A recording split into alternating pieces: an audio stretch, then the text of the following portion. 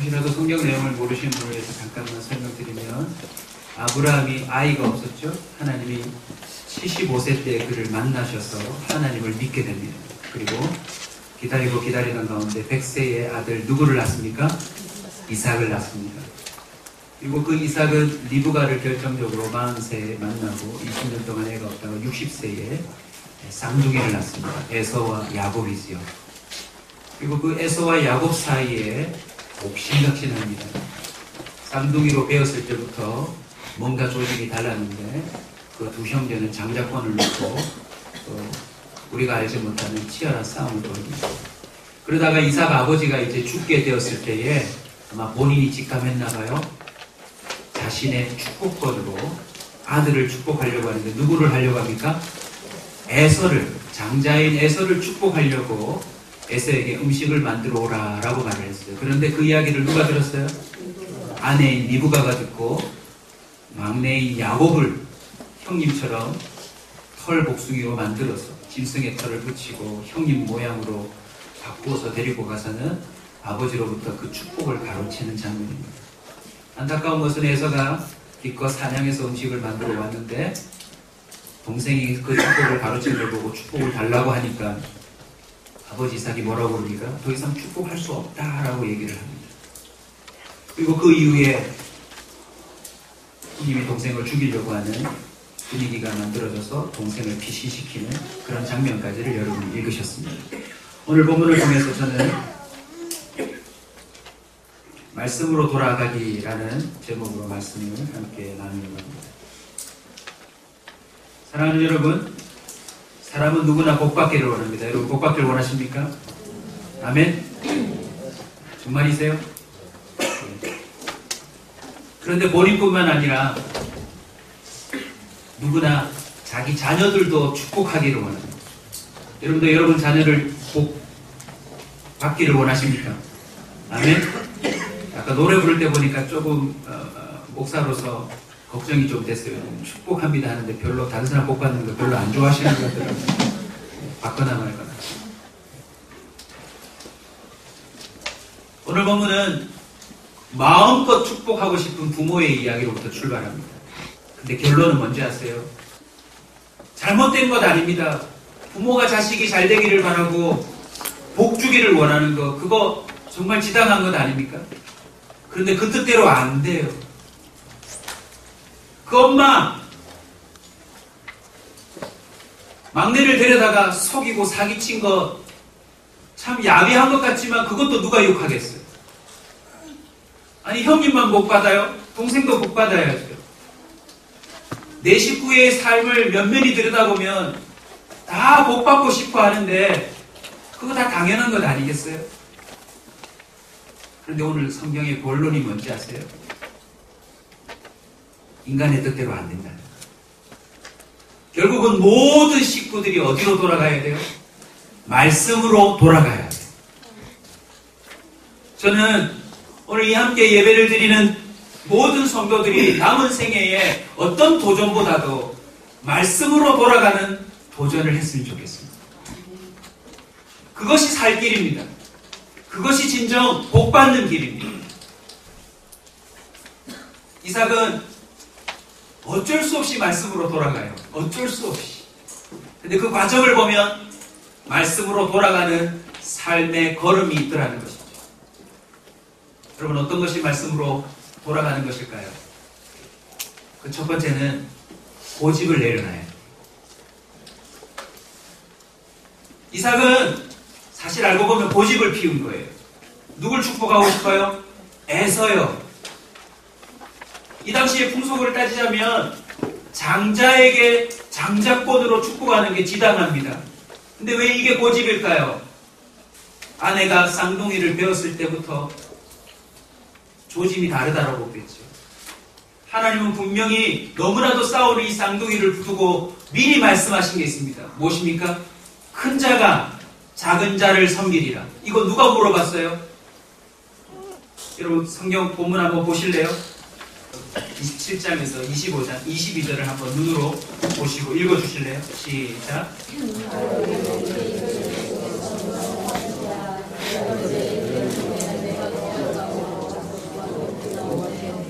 누가 물었습니까? 이삭이 직접 물었어요. 그리고 하나님이 뭐라고 답변을 주셨죠? 큰 자가 작은 자를 섬기리라. 두 민족이 나오겠지만 큰 자가 작은 자를 섬기리라. 파축 사건으로 장자권을 빼앗기고 이러저렇게 치이는 모습을 봤을 거예요. 야곱은 소개를 이렇게 합니다. 조용하고 늘 장막 안에 머무는 자. 정확하게 우리가 다 이해는 하지 못하지만 성경의 그 묘사된 부분만 놓고 상상해보면 이래요. 야곱은 늘 집에서 좋은 거 먹고 편안하게 살아요. 그러나 에서는 직업이 무엇이었나요? 사냥꾼이었어요. 잠시 집에 들어왔다가 하숙집처럼 또 나가서 온 사방팔방을 돌아다니며 사냥하더라는 거죠. 여러분, 사냥하려면 볕에 그을려야 되죠. 다쳐야 되죠. 수염 길러야 되죠.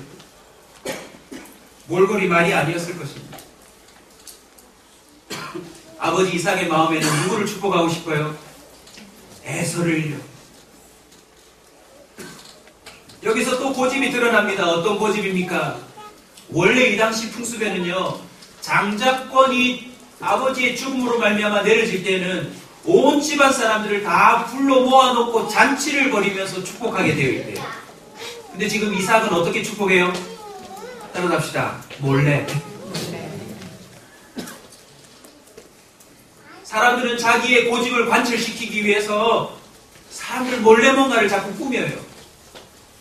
이삭은 점점 자신의 죽음이 가까워오는 걸 보면서 조급한 마음에 고집을 피웠어요. 내가 애서 마지막 축복만큼은 내가 꼭 주고 가리라. 저와 여러분에게도 나쁘지 않지만 고집이 있을 거예요. 반드시 이래야 된다라고 하는 고집들이 있을 테인데, 여러분 오늘 본문을 통하여, 오늘 예배를 통하여 자신 속에 있는 고집을 내려놓는 은혜가 있기를 축원합니다. 한번 점검해 보세요. 어떤 고집이 있으세요? 이래야 된다, 저래야 된다, 반드시 나는 이렇게 해야 된다라고 하는 자기만의 고집이 있을 터인데, 오늘 성경은 말합니다. 그거 내려놓으라고. 시편 44편 6절에 이렇게 기록하고 있습니다. 나는 내 활을 의지하지 아니할 것이라 내 칼이 나를 구원하지 못하리라. 결코 내 뜻과 의지의 상징물들이 내가 아무리 고집을 피워도 그게 내게 복이 안 된다는 사실을 성경은 말하고 있다는 것입니다. 비록 그것이 선해 보이고 합당해 보여도 하나님 앞에 우리가 갖고 있는 고집은 고집으로 끝날 겁니다. 말씀으로 돌아갈 수 있기를 주의 이름으로 축원합니다. 고집이 꺾였어요. 왜요? 에서가 와서 복 주세요. 복이 몇 개밖에 없어요? 하나밖에 없어요? 여러분, 우리가 이삭이라고 생각해보세요. 아! 요놈 야곱 요 또 사기를 쳤네. 또 형님을 잡아먹었네. 이 축복 취소하고 에서가 다시 해도 되는 거 아니에요? 근데 에서가 다시 축복하지 않아요. 이유가 뭐예요, 여러분? 자신의 고집이었다는 건 알고 있죠. 저와 여러분은 지금도 내가 복을 받고 우리 자식이 복을 받고 내가 아는 모든 사람들이 복 받기를 원하는 은근한 고집들을 피우고 있어요. 성경은 분명히 얘기합니다. 복은 고집으로 받는 게 아닙니다. 따라갑시다. 복은 내가 준다고 되는 것이 아니다. 누가 나한테 복을 말했다고 해서 복이 되는 것도 아니고 내가 준다고 해서 복이 아니에요. 이삭은 그걸 소름 돋는 그 충격 가운데 깨달았다는 것. 또 하나 말씀으로 돌아가기 위해서 이삭의 삶을 통해 우리가 엿볼 수 있는 것은 바로 분노를 내려놓아야 합니다. 좀 더 확대하면 잘못된 감정들을 다 내려놓아야 말씀으로 돌아가는 것입니다. 에서는 지금 이 상황을 경험하고 너무 충격에 빠졌어요. 이놈 어릴 적부터 나를 골탕 먹이들이 세상에 이 마지막 축복분까지 뺏어가. 그러고는 오늘 본문에 보시면 뭐라고 하나요? 우리 아버지를 곡할 때가 되었으니 내 동생 야곱을 뭐하리라? 죽이리라. 누가 생각나세요, 여러분? 누구 생각나지 않으세요? 하나님께 복받기 위하여 나름 예배를 드리고 제사를 드렸다가 동생은 성공하고 자신은 실패하자 그 가운데서 일어난 감정으로 동생을 죽여버린 누가 생각나세요? 가인요. 말씀을 준비하면서도 느꼈는데, 아, 이게 한두 번이 아니구나. 오늘 이 시대에도 이게 재현되고 있구나. 복받기를 위하여 도전하다가 그것이 실패하면 이런저런 감정에 의해서 또 우리의 삶 가운데 뜻하지 않은 사건과 사고가 여전히 일어나고 있다. 여러분, 진정 복받는 길이 이거 아니에요. 사실은 동생이 가졌어요. 그래요. 동생도 복을 받아야지요 라고 양보한다면 하나님 그 사람 복 주지 않으실까요, 여러분? 오히려 이 충격을 통해서, 그래, 내가 너무 돌아다녔구나. 내가 너무 밖으로만 돌아다녔구나. 자신의 삶을 뒤돌아보면서 왜 자꾸 이런 현상이 나타나지 점검해보고 지금이라도 정신을 차리고 지극히 아버지를 복할 때까지 모시고 아버지가 아닌 아버지의 하나님 여호와께 복을 달라고 부르짖어도 되는 거 아닙니까? 하나님을 가운데 놓고요, 은근히 믿음의 사람들이 복의 쟁탈전을 벌이고 있더라고요. 에서는 그만 이 상황 가운데 복이 되는 감정을 가질 수도 있음에도 불구하고 분노에 사로잡혀서 동생을 죽이려고 합니다. 성도 여러분, 예배에 실패하고 있음이 곧 그 사람이 하나님과 멀어지고 있다는 사실을 보여줍니다. 그리고 잘못된 감정이 내게 자꾸 일어나는 그 현상이 내가 지금 하나님과 멀어지고 있구나라는 것을 증명해 줍니다. 잠언 12장 16절은 말합니다. 미련한 자는 당장 분노를 나타내거니와 슬기로운 자는 수욕을 참느니라. 요즘 어떤 감정으로 사세요, 여러분? 그 감정이 아무리 정당해 보인다 할지라도 하나님 앞에서 그것을 내려놓고 말씀으로 돌아가기를 주의로 축원합니다. 에서는 어디에 말했어요, 여러분? 오늘 본문 보십시오. 어디에 말했어요? 심중에요. 근데 이 말을 누가 들었다라고 기록합니까? 엄마 리브가가 들었다고 성경에 기록합니다. 저와 여러분의 이 4명 가운데 심중에 가진 감정이 하나님이 기뻐하시는 것이 될 수 있기를 주의로 축원합니다. 심중에 이르기를 이렇게 하겠다 저렇게 하겠다는 그 이야기를 우리 하나님은 들으시는 것 같아요. 역시 감정대로 안 됩니다. 내가 정말 북받쳐서 이렇게 해버렸지라고 해서 실제 살인도 일어나고 실제 자기의 뜻대로 부시기도 하고 뭔가 다시 작전을 꾸며서 뜻대로 된다 할지라도 오늘 성경이 무엇을 말합니까? 절대 감정대로 안 된다. 여러분, 앞으로 어떤 상황 가운데 뜻하지 않은 감정이 일어날 때는 중요한 선택과 결정을 하지 마십시오. 충분히 그것을 참아내고 하나님 앞에 가서 그 감정을 놓고 토로하고 하나님이 주시는 감정을 가지고 그 다음 일을 선택해도 늦지 않은 줄로 믿습니다. 지금까지 저희들은 알게 모르게 감정으로 그르친 일들이 참 많아요.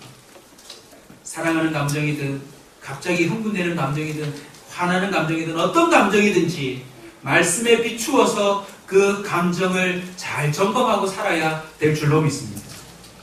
말씀으로 돌아가는 세 번째는 자신의 지혜를 내려놓는 거죠. 자신의 지혜를 내려. 자, 오늘 보면 다시 한번 들어가 보십시오. 이러저러한 상황 가운데 상황이 종료된 다음에 에서는 자신의 고집도 되지 않냐, 분노도 되지 않냐고 다 통하지 않자 마지막에 뭘 동원합니까? 지혜를 동원합니다. 지혜. 리브가도 지혜를 동원합니다. 장남이 심중에 이르니 둘 다 죽겠군 하고 지혜를 동원합니다. 며칠 동안만 어디 가 있어라? 삼촌 집에 가 있어라. 근데 며칠 가 있었나요? 20년 걸려요. 지혜 잘못 쓰면 큰일 나요, 여러분. 에서는 고작 지혜의 어떤 지혜를 끄집어냅니까? 자꾸 얘기가 들려와요. 사냥꾼으로 돌아다니면서 내가 밖에서 데리고 온 며느리들을 엄마가 싫어하는데요. 이방 여자들이니까. 너무너무 싫어하는데요. 그리고 동생가 장작꾼 가르치고 축복꾼 가르치는 걸 보고 나도 안 되겠다 하고서는 오늘 본문 보시면 어디로 갑니까? 28장 1절을 한번 보십시오. 이삭이 야곱을 불러서 축복을 하면서 너는 이렇게 살아라. 가나안 사람들 이방 여자 중에서 아내를 맞이하면 하지 말라 라고 하는 에서가 실수했던 부분을 얘기해 주니까 9절 다 같이 읽겠습니다. 시작.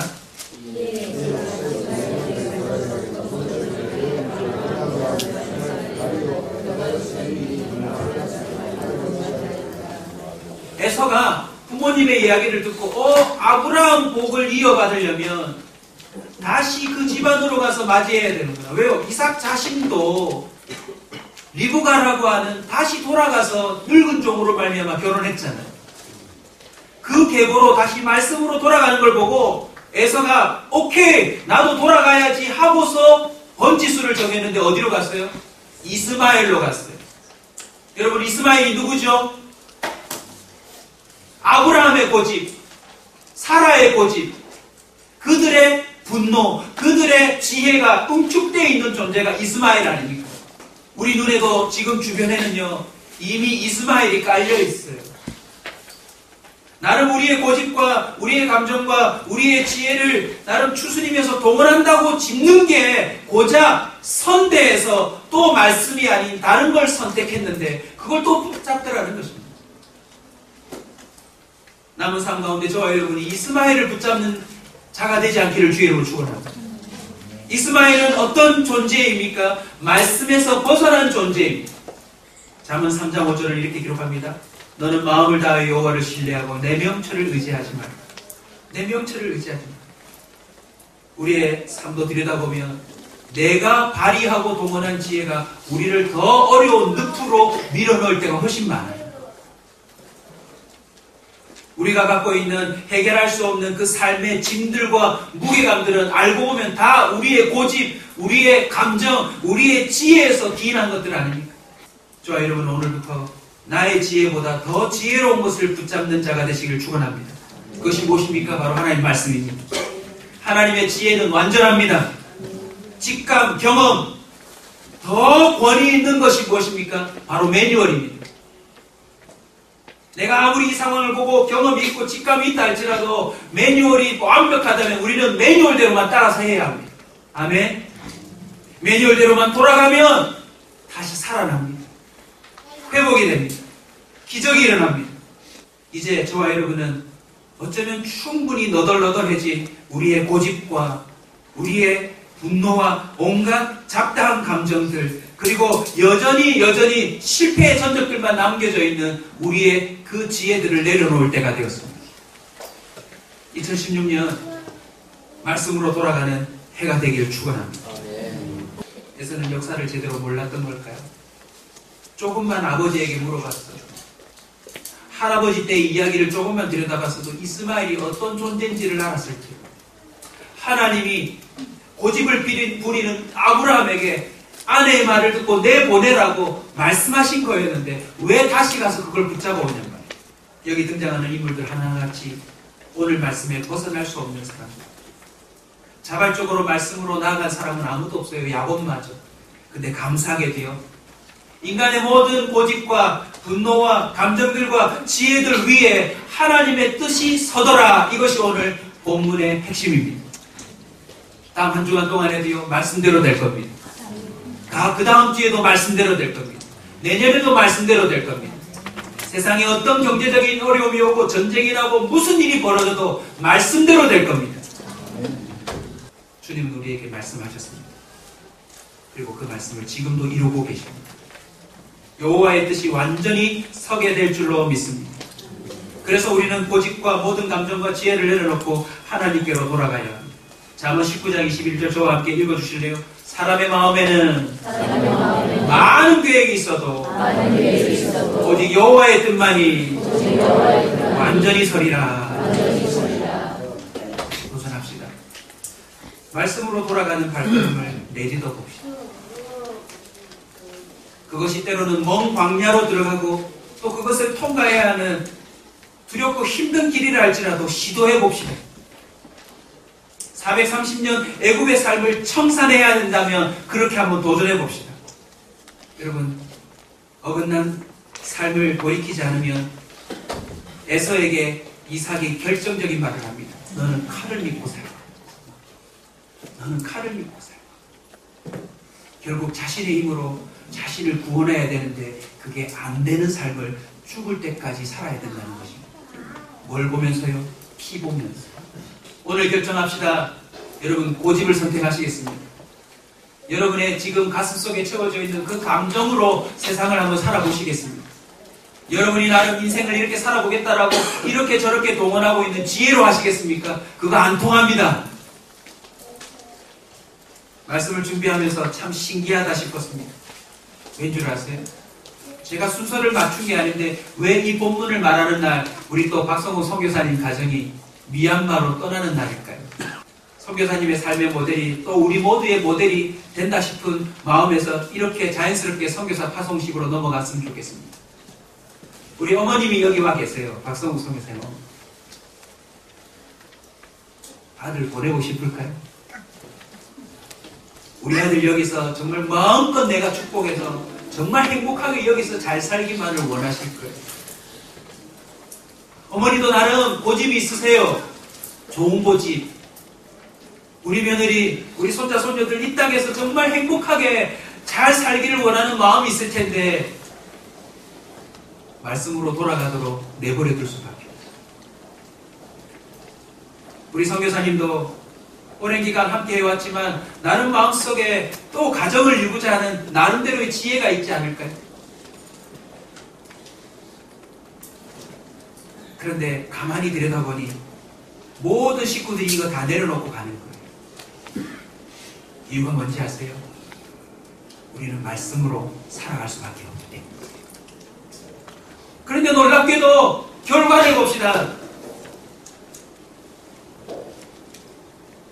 부모의 고집으로 자녀를 축복하고 싶은 것보다도 부모의 품에 있을 때보다 야곱이 더 복을 받습니다. 아멘. 당장 광야로 나가서 뭘 경험합니까? 사닥다리를 경험합니다. 그 장막 안에서 네 할아버지가 아브라함이야. 하나님이 이렇게 역사하셔서 아무리 가르쳐줘도 알아듣지 못했던 야곱이 광야에서 이렇게 말하는 거 기억납니까? 과연 하나님이 여기 계신 걸 내가 지금까지 몰랐다고. 우리 어머님, 아버님 훌륭한 삶으로 자녀들에게 신앙의 본을 보여줬지만 그 품 안에 있을 때보다 선교사로 나가 살아가는 동안 더 큰 하나님을 만나게 될 줄 저는 믿습니다. 이스라엘 민족의 결정적인 모래와 바다같이 늘어나는 그 시점은 언제입니까? 말씀으로 돌아가 살 때이더라는 것입니다. 할렐루야. 우리 선교사님 가정을 통하여 하나님께서 이 땅의 새로운 이스라엘 민족을 미얀마 땅에서 또 불러내시는 역사가 일어날 줄로 믿습니다. 하나님이 먹이세요. 하나님이 입히세요. 하나님이 책임지세요. 사실은 알고 봤더니 말씀으로 돌아가는 게 최고 복받는 길임을 모든 식구들이 알게 되더라는 것입니다. 아멘. 확신합니다. 오늘 비록 슬프지만, 오늘 비록 안타깝지만, 왜요? 내 고집 내려놔요. 더 붙잡고 싶은데, 더 잊고 싶은데, 이 감정으로 그냥 이렇게 그냥 남으면 안 될까 싶지만, 지금 말씀으로 돌아가는 것이 여기 모인 모든 자들에게 최고의 길이 될 거라 저는 확신합니다. 하나만 더 얘기할까요? 어머님이나 목사님이나 사모님은 괜찮지만 같이 앉아있는 3명은 아직 뭐가 뭔지 모를 거예요. 그러나 놀랍게도 하나님은 하나님의 백성들을 주님의 날개 안에 모아 말씀으로 끌어가시더라는 거죠. 아멘. 그리고 장차 저 아이들도 이 어릴 적 기억들이 생각나며 하나님이 내 고집, 내 뜻, 내 마음대로 살 인생을 일찍이 말씀으로 살도록 몰아가셨구나 라는 것을 고백하는 인생이 될 줄로 믿습니다. 성도 여러분, 말씀으로 돌아가셔서 그 말씀이 실현되는 아름다운 복들을 대대로 누리며 자라가는 복된 자가 되시길 주의 이름으로 축원합니다.